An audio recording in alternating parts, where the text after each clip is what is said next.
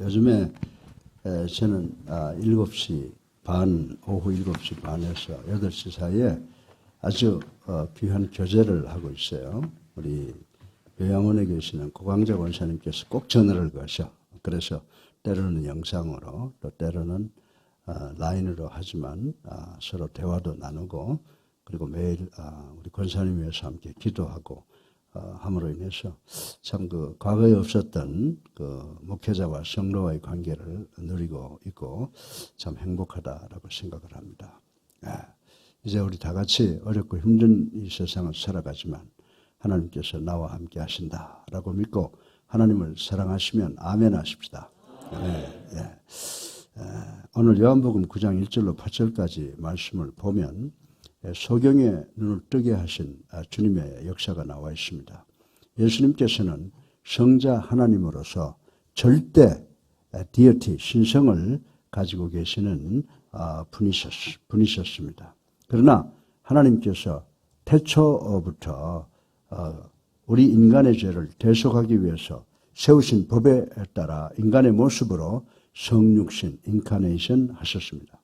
본문은 예수님의 그리스도직과 예수 안에서의 우리의 구원의 절대성을 확증하기 위해 기록된 요한복음의 7가지 표적 및 선언을 통한 예수님의 계시를 보도하고 있는 부분이라고 생각이 됩니다. 이런 본장은 실로암 거지 소경, 치유 이적과 관련된 일련의 사건들을 보고를 하고 있습니다.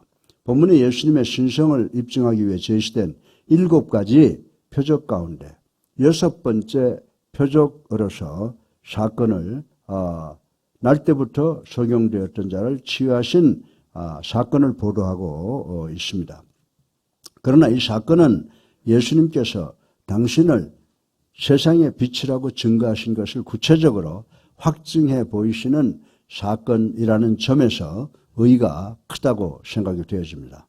또 한편 예수님께서 나면서부터 소경이 되었던 자를 치유하신 근본 동기는 저를 불쌍히 여기신 하나님 되신 예수님의 자비 때문이라고 생각할 수가 있습니다. 그러나 그 표면적인 동기는 제자들이 그 사람의 실명 원인에 대하여 질문한 데서 비롯한 것을 볼 수가 있습니다.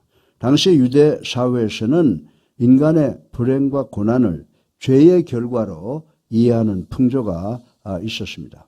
그런데 어느 날 예수님의 일행 길을 가다가 날 때부터 소경된 자를 만났고 그가 그렇게 소경된 것이 그 부모의 죄 때문인지 아니면 자신의 죄 때문인지 궁금하게 여긴 제자들이 이 소경에 대해 예수님께 질문하게 되었습니다. 사랑하는 예수님 성도 여러분, 우리들은 타인의 불행을 무조건 죄의 결과로 생각해서는 절대로 안 된다라고 저는 말씀을 드리는 것입니다. 제자들의 질문에 예수님께서는 인간의 불행과 고난이 반드시 죄로 말미암아 비롯되는 것은 아니라는 사실을 지적하시면서 하나님의 영광을 위한 고난도 있음을 교훈하시고 있는 것을 명심하시는 우리가 되기를 주님의 이름으로 축원합니다. 그리고 나아가 자신이 the light of world, 세상의 빛이심을 다시 한번 상기시킨 후에 날 때부터 소경되었던 자를 고쳐주사 빛을 보게 하심으로 당신이 진정으로 이 세상의 빛이라는 사실을 입증해 보이신 것을 현장에서 볼 수가 있습니다. 사실 우리는 눈을 볼 수 없는 것을 통하여 자신의 삶을 망치는 사람들이 많이 있습니다.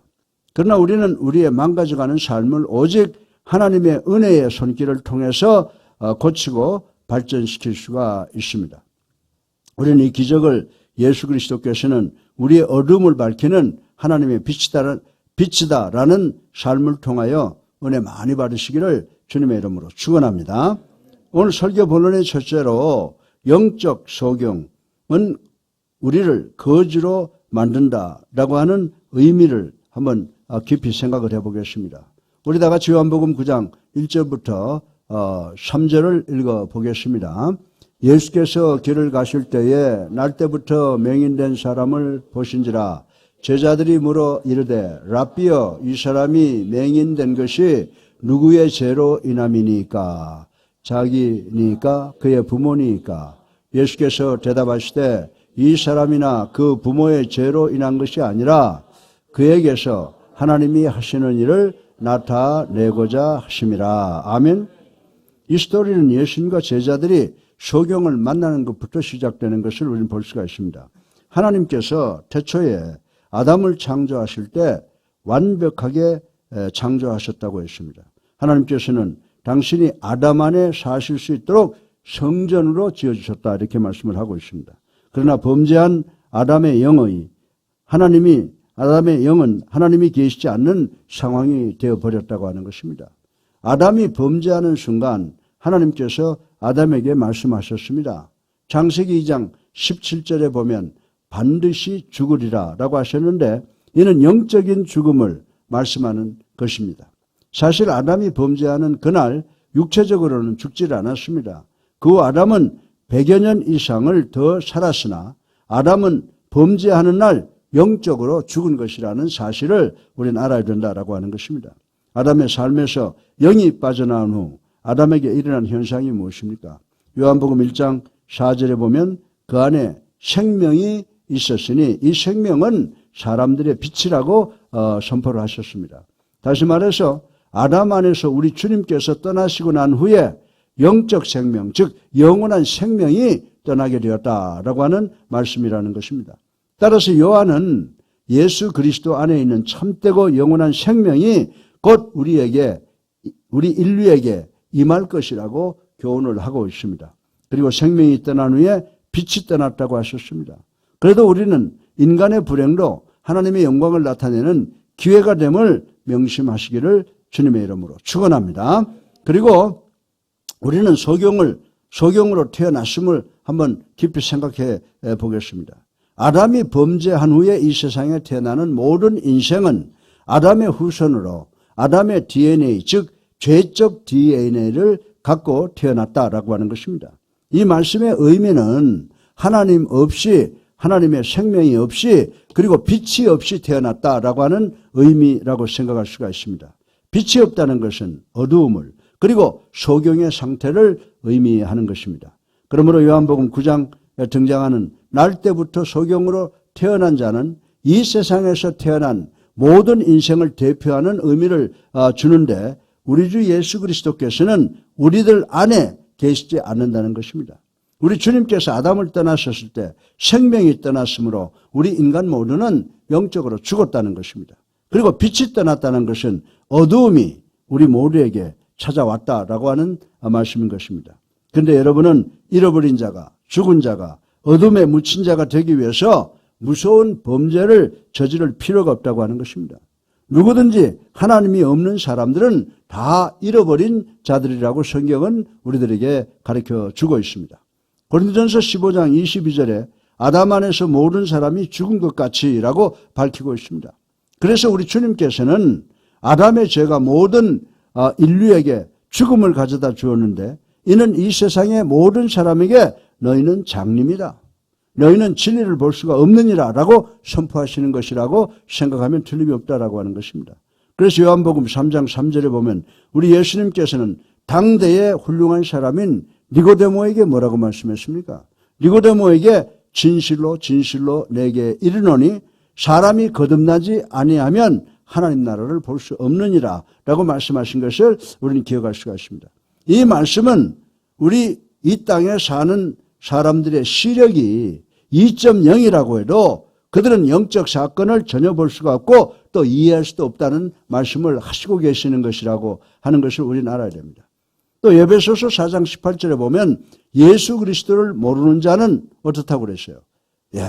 그들의 청명이 어두워지고 그들 가운데 있는 무지함과 그들의 마음이 굳어짐으로 말미암아 하나님의 생명에서 떠나 있도다라고 말씀하셨습니다. 다시 말해서 하나님의 생명에 떠남은 것, 하나님으로부터 소외된 상태, 하나님을 볼 수 없는 상태를 의미하는 것입니다. 세상에는 여러 종류의 장님들이 있습니다. 우리 기독교적으로 말씀을 드리자면 육적인 장님과 영적인 장님이 있습니다. 따라서 본문의 이 주인공, 이 사람은 자신의 육적, 영적 장애를 치유하기 위해서는 하나님을 볼 수 있기를 위해서는 누가 필요하다? 예수, 빛이신 예수 그리스도가 절대로 필요하다라고 하는 것을 성경은 우리에게 가르쳐주고 있는 것입니다. 사랑하는 성도 여러분, 본문의 이 사람은 사고로 인한 단순한 소경이 아니라고 하는 것입니다. 이 사람은 태어나면서부터 소경이었습니다. 2절 상반절에 보면 이 소경의 상황은 제자들로 하여금 바보 같은 질문을 하게 했습니다. 제자들은 이 사람이 앞을 못 보게 된 상태를 원인을 제공한 사람이 있었다고 생각을 한 것입니다. 이 사람이 태어나면서부터 소경이 된 것은 부모의 잘못 때문일 수도 있다고 제자들은 생각을 했습니다. 가능성이 있는 가설이라고 저는 생각을 합니다. 물론 자신들의 고생은 부모님의 죄 때문에 생겨날 수도 있습니다. 여러분들 어린아이들이 태어나면서부터 장님이 되는 것은 부모의 성병 때문에 태어나면서부터 앞을 못 보는 장애인으로 태어나는 경우가 있다고 하는 것 우리가 과학적으로 알고 있습니다. 그리고 약물 과다 복용으로 인해서 불구로 태어나는 장애아도 있다라고 하는 것입니다. 그러나 이 소경의 원인이 죄 때문일 가능성이 있긴 하지만 제자들의 질문은 바보스러운 질문이면 틀림이 없다고 하는 것입니다. 어떻게 갓난 아기가 죄를 지을 수가 있고 그 죄 때문에 소경으로 태어날 수가 있겠습니까? 제자들은 아기가 어머니의 배 안에서도 죄를 지을 수 있다고 믿은 것 같습니다. 예수님께서는 조상에 의해서 지은 잘못된 죄 때문이라는 유대인들의 그 웃기는 아이디어를 편견을 무시해버렸습니다. 그 밖에 제자들의 질문은 중요한 점을 빠뜨리고 있다고 하는 것을 오늘 발견할 수가 있습니다. 여기에서 가장 중요한 문제는 이 사람이 어떻게 소경이 되었는가가 중요한 것이 아니라고 하는 것입니다. 중요한 문제는 이 소경은 세상의 빛이신 현재 세상의 빛이신 예수 그리스도가 필요하다는 것, 이것을 깨닫는 것이 중요한 것이라고 성경은 우리들에게 가르쳐주고 있습니다. 예수님께서 분명하게 밝히신 바는 이 사람의 삶을 통해서 하나님의 영광을 돌리기 위한 이유라고 밝히신 것입니다. 다시 말해서 제자들은 돌아온 길을 돌아보고 역사에 초점을 맞추었습니다. 예수님께서는 이 사람의 삶을 통해서 하나님의 영광을 돌리기 위함이라고 지적을 하시고 계시는 것을 우리는 본문을 통해서 볼 수가 있습니다. 여기서 우리는 이 사람의 인생의 영적 상태를 나타내는 것을 볼 수가 있습니다. 이 사람은 소경이었는데 단순한 소경이 아니라 태어나면서부터 소경이었다라고 하는 것입니다. 우리도 영적으로 태어나면서부터 소경인 줄로 믿으시기 바랍니다. 여러분들 시편 51편 15절을 보세요. 다윗이 뭐라고 노래했습니까? 주여 내 입술을 열어 주옵소서. 내 입이 주를 찬송하여 전파하리로다 라고 노래했습니다. 다윗도 자기는 부모님의 결혼을 통해서 태어나지 않았다 말하는 것은 아닙니다. 다윗은 자기를 죄 중에 죄의 본질을 갖고 태어났고 죄인으로 태어났다고 고백하는 것인 줄로 믿으시기 바랍니다. 이 고백은 죄의식에서 벗어나 담대하게 찬송할 수 있도록 자신에게 새 마음 곧 성령의 감동을 달라고 간구하는 노래라고 하는 것을 우리는 알아야 된다라고 하는 것입니다. 여러분이 아주 아름다운 아이로 태어났을 경우라도 여러분에게 있는 아담의 죄의 본질 때문에 여러분은 용서받아야 되는 줄로 믿으시기를 주님의 이름으로 축원합니다. 에베소서 2장 3절에 보게 되면요. 전에는 우리도 다 그 가운데서 우리 육체의 욕심을 따라 지내며 육체와 마음에 원하는 것을 하여 다른 이들과 같이 본질상 진노의 자녀이었더니 우리 모두가 다 본질상 죄 때문에 진노의 자녀라고 고백을 하고 있는 것입니다. 사랑하는 성도 여러분, 믿는 사람이라도 잃어버린 자가 되면 예수를 떠나버리게 되면 그들은 본질적으로 진노의 자식이 된다고 성경은 우리들에게 가르쳐주고 있는 줄로 믿으시기 바랍니다. 하나님의 진노는 모든 죄악에 대한 심판하시는 하나님의 절대적인 거룩성을 증거하시고 계시다라고 하는 것을 명심하시는 우리 모두가 되기를 주님의 이름으로 축원합니다. 그리고 오늘 본문의 말씀을 보면 우리는 모두 다 거지라고 하는 것이에요. 그래서 우리가 거지됨을 한번 생각을 해보겠습니다. 이 사람은 요한복음 9장에 소경으로 태어났을 뿐만이 아니라 이 사람은 거지로 전락하고 말았다라고 하는 말씀이 있습니다. 우리 다 같이 요한복음 9장 8절을 한번 읽어보겠습니다. 이웃 사람들과 전에 그가 거리는 것을 보았던 사람들이 이르되 이는 앉아서 구걸하던 자가 아니냐라고 질문이 터져 나왔습니다. 이 소경의 과거에 대해서 잘 아는 사람들은 이 사람이 눈을 뜨게 된 것을 보고 충격을 받았다는 말씀인 것입니다. 사랑하는 성도 여러분, 하나님께서는 우리를 당신의 피조물을 넘어서 우리를 왕으로 세우신 줄로 믿으시기를 주님의 이름으로 축원합니다. 하나님께서 아담과 이브를 창조하셨을 때 에덴 동산에서 왕으로 살게 하셨다는 거예요. 창세기 1장 28절 한번 여러분 다 같이 한번 읽어보십시다. 하나님이 그들에게 복을 주시며 하나님이 그들에게 이르시되 생육하고 번성하여 땅에 충만하라. 땅을 정복하라. 바다의 물고기와 하늘의 새와 땅에 움직이는 모든 생물을 다스리라 하시니. 아멘이죠. 아멘이죠. 아담과 하와는 이 지구에서 왕과 여왕이 되어서 모든 것을 다스리게 창조되었다라고 하는 것입니다. 그러나 인간은 영적으로 왕으로 태어나게 되었는데 죄 때문에 소경으로 전락되고 더 나아가서는 거지가 되었다고 성경은 우리들에게 가르쳐주고 있습니다. 어떤 사람이 어쩌면 아니 목사님 저는 거지는 아닙니다 라고 반론을 제기할 수가 있습니다. 나는 돈을 많이 벌어 은행에 잔뜩 쌓아두고 있습니다. 내가 분명히 영적으로는 소경이라고 하는 것을 부인할 수가 없는데 나는 분명히 거지는 아닙니다 라고 말한다고 한번 가정을 해보세요. 그러면 이 사람은 성경이 말하고 있는 빈곤을 이해하지 못하고 있다고 저는 말씀을 드릴 수가 있습니다. 예수님께서 부자교회인 라오디아 교회에 대해서 말씀하신 것을 우리는 꼭 기억해야 됩니다. 요한계시록 3장 17절에 보게 되면요. 내가 말하기를 나는 부자라 부유하여 부족한 것이 없다 하나 내 곤고한 것과 가련한 것과 가난한 것과 눈먼 것과 벌거벗은 것을 알지 못하는도다. 예. 이거 누가 하나님께서 말씀하시는 거예요. 당시 라오디아 교인들은요. 금융업이 발달되어서 물질적으로 많은 부를 누리는 것과는 달리 영적으로는 하나님과 예수 그리스도에 대하여 알지도 못하고 섬길 수도 없는 상태였음을 말씀하고 있는 것을 우리는 볼 수가 있습니다. 이 말씀은 예수 그리스도께서 계시지 않는 인간에 대해서 말씀하셨음을 명심하실 것과 주님의 의해 보내심 받은 사람만이 천국문을 통과할 수 있다는 말씀인 줄로 믿으시기를 주님의 이름으로 축원합니다. 둘째로 The blind need more than light. 소경은 빛보다 더 필요한 것이 있음을 생각을 해보겠습니다. 전 여러분이 이 진리를 반드시 아시기를 원합니다. 소경이 보기 위해서는 빛도 필요하지만은 빛보다 더 필요한 것이 있습니다. 이 소경은 바로 예수님 안에 있었습니다. 5절에 보면 세상의 빛이라는 것입니다. 그러나 그는 빛이 예수님과 함께 있기 때문에 빛이 있음에도 불구하고 볼 수 없었다는 거예요. 예.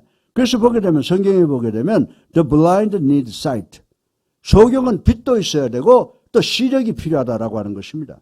소경이 단순히 볼 수가 없기 때문에 빛의 존재를 거부한다라고 하는 것은 잘못된 생각이라고 성경은 우리들에게 가르쳐주고 있습니다. 요한복음 9장은 소경은 보기 위해서 빛보다 더 필요한 것이 있다라고 하는 것입니다. 여기에 반드시 필요한 것이 뭐예요? 시력을 이야기하고 있는 것입니다. 여러분들 빛이 없이는 시력이 있을 수가 없습니다. 그러나 시력이 없이는 또 빛을 볼 수가 없습니다. 제가 어렸을 때 살던 대구 비산동은 전기 사정이 원활하지 못해서 대단히 자주 동네 전체 전기 공급이 끊어져 새카맣게 되었던 적이 대단히 자주 있었습니다. 그때 이 어둠은 대단히 캄캄했습니다. 저는 시력이 있었죠. 그러나 그 순간 번거지를 쓴 것 같았습니다. 여러분이 2.0의 시력을 갖고 있다고 해도 빛이 없이는 시력이 기능을 할 수 없다고 하는 사실을 우리는 알아야 된다라고 하는 것입니다. 사랑하는 성도 여러분, 아무도 예수님을 떠나서는 구원받을 수 없는 줄로 믿으시기 바랍니다. 왜냐하면 예수님은 세상에 빛이시기 때문입니다. 그러나 반대로 시력이 없이도 빛은 있을 수가 있다고 하는 것입니다. 소경된 자가 대낮 정오에 빛을 거부하면서도 밝은 빛 밑에 서 있다고 하는 것 우리 잘 알고 있지 않습니까? 사람들도 예수님과 함께 있을 수는 있으나 예수님의 빛은 거부할 수가 있다는 사실을 성경이 이야기를 하고 있는 것입니다. 여러분이 잃어버린 사람에게 접근할 때 반드시 이 논리를 이해하는 것은 대단히 중요하다고 저는 말씀을 드리고 싶은 것입니다. 사람들에게 복음의 빛을 비추는 것만 가지고는 충분하지 않다는 것입니다. 성령께서 그들의 문을 열어주지 않으면 그들은 복음을 받아들일 수가 없고 그리고 볼 수도 없고 이해할 수도 없다는 말씀을 성경이 지금 하고 있는 줄로 믿으시기를 주님의 이름으로 축원합니다. 바울 선생은 고린도후서 4장 3절로 4절에 이렇게 말씀했습니다. 너에게 다른 사람에게나 판단받는 것이 내게는 매우 작은 일이라. 나도 나를 판단하지 아니하노니 내가 자책할 아무것도 깨닫지 못하나 이로 말미암아 의롭다함을 얻지 못하노라. 다만 나를 심판하실 이는 주시니라. 아멘. 하나님의 모습을 나타내시는 예수 그리스도를 거부하는 것은 곧 하나님과 하나님의 주권을 거부하시는 사탄의 모습이라고 우리에게 지금 말씀을 해주고 있는 것입니다. 그러나 사단은 예수 그리스도의 빛을 차단할 수가 없다는 것입니다. 그러면 사단이 할 수 있는 것이 뭐라고 생각하십니까? 사단은 믿지 않는 사람들을 빛을 피하여 어둠의 세계로 들어가 소경이 되게 한다라고 하는 것입니다. 사람들로 하여금 쉽게 말하면 믿지 못하도록 만드는 것이 고작이라고 하는 것입니다. 이 사실이 설교가 사람을 구원하기 위해서는 대단히 중요한 것을 가리키고 있습니다. 제가 진정한 목회자라고 하면 여러분이 사람을 구원하기 원하면 어떻게 구원해야 하는가에 대해서 가르쳐 주어야 한다고 생각을 합니다. 단순히 빛을 비춰줘야 합니다. 그러나 그 개인이 소경이라면 얼마나 밝게 해야 되는 것은 그렇게 중요하지 않습니다. 왜냐하면 그 사람은 빛을 볼 수가 없기 때문입니다. 어떤 사람은 구원하기 위해서 빛보다 더 필요한 것이 있는데 그것이 바로 시력이라고 말씀을 드렸습니다. 그리고 오직 하나님께서만이 영적 소경을 볼 수 있게 하십니다. 사람을 구원하기 위해서 설교를 하거나 혹은 간증보다 더 필요한 것이 있습니다. 제가 진리를 설교할 수가 있습니다. 그리고 여러분이 진리를 나눌 수가 있습니다.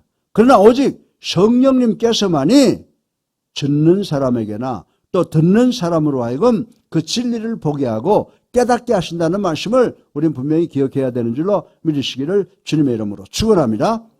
복음을 전하는 사람은 반드시 성령의 기름을 부어야 돼요. 어떤 사람은 전도를 잘한다, 어떤 사람은 전도 못하잖아요. 성령의 기름 부음이 없기 때문인 줄로 믿으시기 바랍니다. 또 복음을 듣는 사람도 역시 성령의 역사에 의해서만 복음을 듣는 영적 귀가 열리고 그 복음이 이해가 된다고 하는 것은 성경이 우리들에게 주는 진리라고 말씀을 드리는 것입니다. 왜냐하면 우리는 소경이 예수 그리스도의 복음에 눈을 뜨게 하시는데 전적으로 하나님께 의존하기 때문인 줄로 믿으시기를 주님의 이름으로 축원합니다. 우리는 아무도 하늘나라에 들어가는 교육과 방법에 대하여 논쟁할 수가 없다는 것을 이해해야 됩니다. 우리 옛사랑교회도 교수 하나가 예수를 육선을 지킨 불자의 보살과 같다고 이야기를 하잖아요. 우리는 구원받는 방법에는 성경이 이야기한 것 외에는 우리가 논쟁을 할 수 없는 것인 줄 아시기를 주님의 이름으로 축원합니다. 그렇다면 지금 저를 오해하지 마시기 바랍니다. 우리는 빛을 비추어야 합니다. 우리는 진리를 설교하고 진리를 나누어야 합니다. 그러나 우리가 알아야 하는 것은 구원의 사역에 또 다른 중요한 영역이 있다는 것을 기억해야 합니다. 이 기적의 의미는 단순히 예수님께서 세상의 빛이란 의미가 있는 것뿐만이 아니라 하나님께서 세상에 비치신 예수님께서만이 소경의 눈을 뜨게 하신다는 사실을 우리는 알아야 되는 줄로 믿으시기를 주님의 이름으로 축원합니다. 그래서 다시 한번 말씀드립니다. 우리는 기적을 넘어서 예수 그리스도께서 계시는 곳까지 나아가야 한다는 것입니다. 요즘에 여러분들 학생들이 의과대학 논문에 공저자로 수록되는 거 여러분들 많이 보셨죠?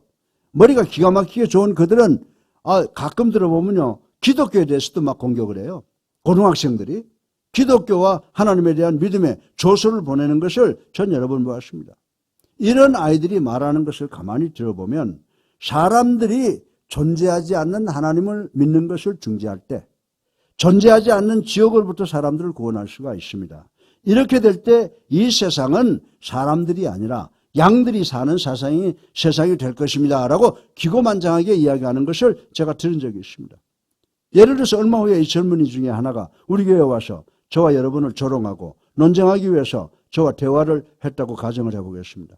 그러나 하나님께서, 제 생각으로는 하나님께서 이 교만한 10대 소년의 어깨를 한번 툭 치면 그는 하나님 앞에서 무릎을 꿇을 수밖에 없게 변화가 된다라고 하는 것입니다. 나중에 제가 그와 대화를 하는데 이 소년이 나에게 놀라운 말을 합니다. 목사님, 제가 하나님께 무릎 꿇기 전에는 내 안에 하나님이 존재하지 않는다고, 그리고 하나님이라고 하는 그 사실에 대해서 쓸데없는 이야기라고 하는 것을 확신을 가졌습니다. 근데 저는 지금은 그런 논쟁조차도 기억 못하겠습니다 라고 고백을 했습니다. 했다고 가정을 해보십시다. 사랑하는 성도 여러분, 정말 이 고백은 이 소년이 하나님께 반론을 제기하게 하는 것이 아닙니다. 그러나 하나님께서 하나님 스스로 오직 하나님만 이 고등학생의 영을 뜨게 해서 이 사람을 고칠 수 있다라고 하는 것입니다. 다시 말해서 예수 그리스도만이 하나님께로부터 전인권을 받아서 예수를 부인하는 사람들의 눈을 뜨게 해줄 수 있다는 사실을 지금 오늘 본문은 우리에게 이야기해 주고 있는 줄로 믿으시기 바랍니다. 그래서 우리 모두는 우리의 눈이 어두워지기 전에 빛의 사명, 우리 모두는 예수 믿고 성령이 우리 안에 들어와 있기 때문에 우리가 빛을 비추는 사명을 받았는데 이 빛의 사명을 다하시는 우리 모두가 되기를 주님의 이름으로 축원합니다. 셋째로 마지막으로 The blind need Jesus. 소경은 예수님이 절대로 필요하다라고 하는 점을 한번 생각을 해보겠습니다. 예수님께서 소경을 치료하시는 준비를 하실 때 예수님께서는 그야말로 신묘막측한 역사를 준비한 것을 볼 수가 있습니다. 우리 다 같이 요한복음 9장 5절로 7절을 읽어보겠습니다. 내가 세상에 있는 동안에는 세상의 빛이로라. 이 말씀을 하시고 땅에 침을 뱉어 진흙을 이겨 그의 눈에 바르시고 이르시되 실로암 못에 가서 씻으라 하시니 실로암은 번역하면 보냄을 받았다는 뜻이라. 이에 가서 씻고 밝은 눈으로 왔더라. 아멘. 여러분들 이 말씀이 대단히 중요한 말이고 어려운 말이에요. 잘 들어보세요. 이 말씀의 의미는 예수님의 본질적 속성은 뭐라고 그랬어요? 빛이시며 세상과의 관계에서는 세상의 어둠을 밝히고 세상을 심판하며 또한 구원하는 빛의 성격을 동시에 지니고 있다. 지금 이 말씀이 우리에게 전해주는 말씀이 바로 이 내용이라고 하는 것입니다. 그러면 왜 예수님께서 이렇게 하셨을까요? 여기서 왜 진흙을 사용하셨을까라고 하는 겁니다. 여기서 진흙이 상징하는 것이 무엇이냐라고 하는 것입니다. 제가 믿기로는 이 말씀에서 나타나는 진흙은 요한복음 2장 6절에 등장하는 예수님께서 물로 포도주를 만드시는 기적에 사용되었던 진흙으로 만든 물동이와 같은 상징을 하고 있다고 저는 믿습니다. 창세기 2장 7절에 보게 되면요, 여호와 하나님이 땅의 흙으로 사람을 지으시고 생기를 그 코에 불어넣으시니 사람이 생명이 되니라. 예, 하나님께서 사람을 만들 때 뭘 사용하셨다고요? 땅의 진흙으로 당신의 형상을 빚으셨다라고 말씀을 했습니다. 진흙은 인간을 상징하고 있다고 그랬죠. 그러나 진흙은 인간을 상징하나 또한 인간의 연약함을 상징하고 있다고 하는 것입니다. 따라서 진흙은 우리의 연약함을 나타내고 우리의 실패 그리고 우리의 영적으로 부족함을 다 나타내고 있습니다. 네. 그런데 예수님께서 소경의 눈에 진흙을 바를 때 사실 이 사람의 눈을 진흙으로 덮음으로써 빛을 차단했다, 이렇게 볼 수가 있는 것입니다. 이것이 이 사람에게 연약함과 잘못된 것이 있음을 나타내고 있는 것입니다. 그것은 이 사람이 인간성을 상실했다라고 하는 것입니다. 그리고 그의 눈은 믿어야 할 영적 본질을 잃어버렸다는 것입니다. 그러나 예수님께서 그의 눈에 진흙을 오래 두셨습니까? 예수님께서 그의 눈에 진흙을 오래 두시지 않았습니다. 예수님께서 어떻게 하셨어요? 실로암에 가라고 그랬잖아요. 근데 실로암이란 말의 의미가 뭐라고요? 예수님께서는 보내다라고 하는 이름의 연못에 가서 눈을 씻으라고 명령을 했습니다. 왜 하나님께서 이 부분을 이 말씀에 포함시켰습니까? 이 사람으로 하여금 보내다라는 연못에 와서 눈을 씻으라는 그 말씀의 중요성이 뭐냐라고 하는 것입니다. 요한복음 8장 12절을 통하여 예수님께서 뭐라고 말씀했어요? 나는 세상의 빛이니 나를 따르는 자는 어둠에 다니지 아니하고 생명의 빛을 얻으리라. 아멘이죠. 이해가 가십니까? 물론 예수님께서는 빛과 생명을 모두 예수님과 동일시하고 있습니다. 예수님께서는 당신의 제자들을 거리에서 세상의 빛이라고 하셨습니다. 그리고 예수님 당신은 뭐라고 그러셨어요? 빛의 근원이라고 말씀하신 것을 우리는 기억을 해야 됩니다. 그럼에도 불구하고 유대인 그 중에서 특별히 서기관과 바리새인들은 예수님의 말씀을 받아들이지 않았습니다. 그래서 예수님은 요한복음 8장 23절을 통해서 그들에게 뭐라고 말씀하십니까? 예수께서 이르시되 너희는 아래서 났고 나는 위에서 났으며 너희는 이 세상에 속하였고 나는 이 세상에 속하지 아니하였느니라. 이 말씀의 의미가 뭡니까? 예수님께서 나는 천국으로부터 왔다는 것입니다. 나의 시작은 하늘나라이다 라고 하시는 것입니다. 예수님께서는 하나님 아버지와 함께 일하신다고 또 말씀을 하셨습니다. 요한복음 8장 26절에 보면요. 뭐라고 말씀했습니까? 나를 보내신 이가 참되시며 라고 했어요. 그리고 예수님께서 29절에 나를 보내신 이가 나와 함께 하시다 라고 선포했습니다. 다시 말해서 예수님께서는 하나님 아버지의 보내심을 받은 사람이라고 설명을 하고 계시는 것입니다. 자, 그러면은 우리는 요한복음 9장 4절에서 예수님께서 이 사람을 치료하시기 전에 하신 말씀을 생각해 보겠습니다. 나를 보내신 이를 우리가 하여야 하리라. 그렇죠? 그리고 마지막으로 7절을 한번 우리 다 같이 한번 읽어보세요. 그리고 생각해 보세요. 시작. 이르시되 실로암 못에 가서 씻으라 하시니 실로암은 번역하면 보냄을 받았다는 뜻이라. 이에 가서 씻고 밝은 눈으로 왔더라. 아멘. 어렴풋이 무슨 뜻인지 아시겠어요? 여러분들 한번 진행 과정을 한번 생각을 해보세요. 예수님께서는 이 연못은 예수님 당신을 나타내는 것이라고 하는 사실을 우리는 알아야 되는 줄로 믿으시기 바랍니다. 그 예수님은 하늘로부터 보냄을 받은 분이시다라고 하는 것입니다. 그리고 예수님은 우리의 어둠을 해결하기 위해 하늘의 빛으로 오셨다라고 하는 것입니다. 우리의 죄의 상징인 먼지가 빛을 차단하고 있었습니다. 그러나 예수님은 죄의 먼지를 씻기 위해서 하늘로부터 보냄을 받으신 분이십니다. 그리고 영적 시력을 복원하게 하기 위해서 보내신 분이시라고 오늘 본문은 우리들에게 설명을 하고 있는 것입니다. 소경은 눈을 뜨고 보기 위해서 빛보다 더 중요한 것이 있었습니다. 소경은 시력이 필요했습니다. 그리고 예수 그리스도께서만이 소경들에게 시력을 주실 수 있는 분이신 줄 믿고 신앙의 눈이 떠지는 것이 참된 축복임을 믿으시기를 주님의 이름으로 축원합니다. 그러니까 예수님이 하나님으로부터 보내주셨다는 거예요. 왜? 눈먼 사람의 영적 눈을 뜨게 하기 위해서 보내주셨어요. 그래서 보냈다라고 하는 연못에 가서 눈을 씻어라 라고 하는 것은 예수 그리스도께서 그의 눈을 띄우게 했다. 우리는 빛보다는 어쩌면 시력이 더 중요한지 몰라요. 그러나 빛이신 예수님께서 우리를 눈뜨게 하셨다. 예수님만이 우리 인간들의 눈을 뜨게 하시는 분이시다 라고 하는 것을 우리에게 가르치고 있는데 정말 우리의 신앙이 눈이 떠지는 것이 이 세상에서 가장 큰 축복임을 믿는 여러분 되시기를 주님의 이름으로 축원합니다. 네, 결론입니다. 우리는 불행당한 이웃을 더 가슴 아프게 하는 말이나 행동을 삼가해야 됩니다. 어려움 당하는 사람에게 여러분 그가 좌절할 수밖에 없는 그런 말을 보다는 주님의 말씀으로 빛의 말씀으로 우리가 그들을 위로하고 그들을 격려를 해야 된다라고 하는 것입니다. 그리고 우리 조상들이 지은 죄를 답습하지 않는 생활을 해야 됩니다.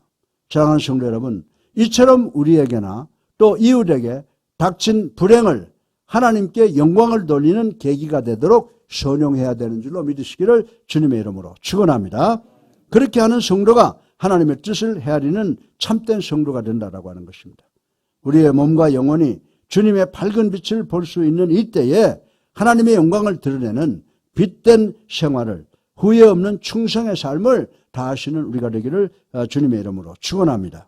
그 구원의 경로가 어떠하든지 우리 모두의 구원을 위해 먼저 당신의 피를 흘려주신 예수 그리스도의 대속의 은혜를 찬송해야 된다고 성경은 우리들에게 가르쳐주고 있습니다. 아울러 우리도 이웃의 영혼 구원을 위해 우리 자신을 희생할 줄 알며 복음을 증거할 때에 상대방의 처지와 형편과 수준에 따라 다양하고 적합한 방법으로 접근해야 된다는 것을 우리는 배웠습니다. 우리 성도들은 천국으로 보냄받은 복된 존재인 줄로 믿으시기 바랍니다. 이 은혜를 베풀어 주신 그리스도께 감사하고 천국 소망 안에서 이 세상 가운데서 그리스도의 증인이 되는 삶으로 하나님이 우리에게 베풀어 주신 은혜의 보답을 해야 되는 줄로 믿으시기를 주님의 이름으로 축원합니다. 주님은 선천적인 소경의 눈을 뜨게 만드는 기적을 베푸셨습니다. 이 기적은 주님께서 당신이 구약에 예언된 참 메시아라는 증거를 무사람들에게 드러내셨다고 하는 사실을 또 우리는 깨달아야 되는 줄로 믿으시기를 주님의 이름으로 축원합니다. 그럼에도 불구하고 유대 종교 지도자들은 주님을 알아보지 못하고 정죄하는 일에만 몰두했다라고 하는 것입니다. 사랑하는 성도 여러분, 만일 우리 주님이 우리의 심령의 눈을 뜨게 해주지 않으셨다면 우리도 그들 소경 같은 무지 가운데서 살게 되었을 것입니다. 그러나 주님은 우리의 영혼의 눈을 뜨게 해주시고 하나님을 볼 수 있는 믿음의 눈을 선물해 주셨다고 하는 것을 반드시 기억하는 우리가 되어야 될 줄로 믿으시기를 주님의 이름으로 축원합니다. 그러므로 이 은혜에 항상 감사하며 아직도 주님을 몰라보는 사람들에게 주님의 구원의 빛을 전하는 우리 예수랑 교회 성도님들 되시기를 주님의 이름으로 축원합니다.